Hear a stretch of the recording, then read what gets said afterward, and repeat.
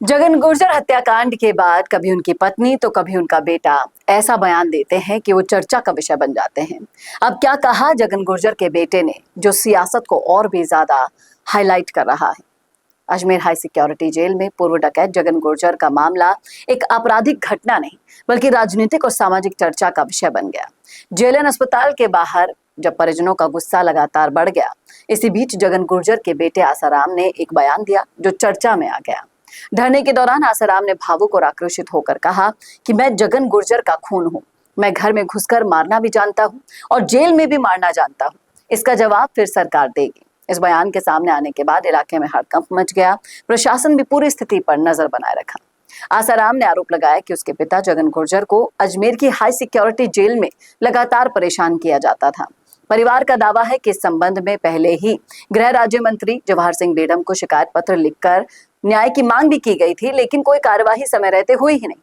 परिजनों का कहना है कि यदि शिकायतों को गंभीरता से लिया जाता तो शायद ये घटना आज नहीं होती। जगन गुर्जर की हत्या के बाद परिवार को अब उसके भाई पप्पू गुर्जर की सुरक्षा की भी चिंता सता रही है।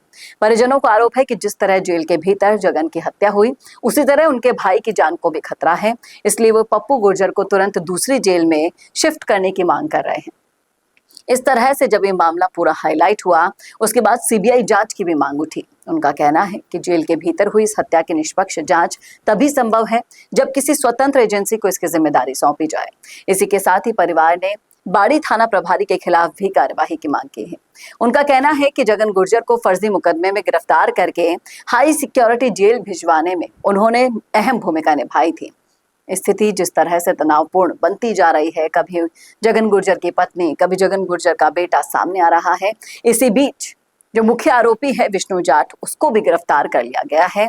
अब देखना वाकई में दिलचस्प होगा कि पूछताछ होगी किस तरीके से इस हत्या को अंजाम देने की साजिश रची विष्णु जाट ने, ये सबके सामने आने वाला है। और ये जो हत्याकांड है वो प्रशासन के लिए तो चुनौती है ही, लेकिन आने वाले दिनों में ये जो पूरा मसला है वो सुलझ पाता है नहीं, ये देखना भी वाकई में दिलचस्प होगा।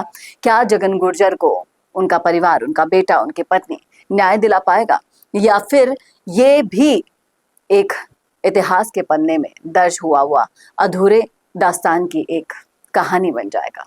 क्या कहना है आपका, रखिएगा राय जरूर कमेंट बॉक्स में। कैसा लगा वीडियो बताना ना भूलेगा, और ऐसे वीडियोस के लिए देखते रहिए संवाद भारत का। भारत के लिए नमस्कार। वीडियो चाहिए बिजनेस प्रमोशन का या फिर पर्सनल ब्रांडिंग के लिए, तो अब आपको एक ही जगह मिलेंगे हाईटेक स्टूडियोज, प्रोफेशनल सेटअप और creative team, green screen and sound proof studio, perfect lighting और pro setup, podcast setup, ultra clear audio और multi camera angles, 75 inch touch panel, teaching और एक्सप्लेनर वीडियोस के लिए परफेक्ट। 10 से 15 साल experienced anchors और journalist जो आपके कंटेंट को देंगे प्रोफेशनल टच। राजस्थान का तीसरा सबसे बड़ा डिजिटल न्यूज चैनल आपकी ब्रांड को मिलेगा प्लेटफॉर्म। 50+ प्रोफेशनल वीडियो मॉडल्स जो आपके प्रोजेक्ट को बनाएंगे ज़्यादा इंगेजिंग। हमने 5000+ बिजनेस और ब्रांड्स को ग्रो करने में की है मदद। अब आपकी बारी।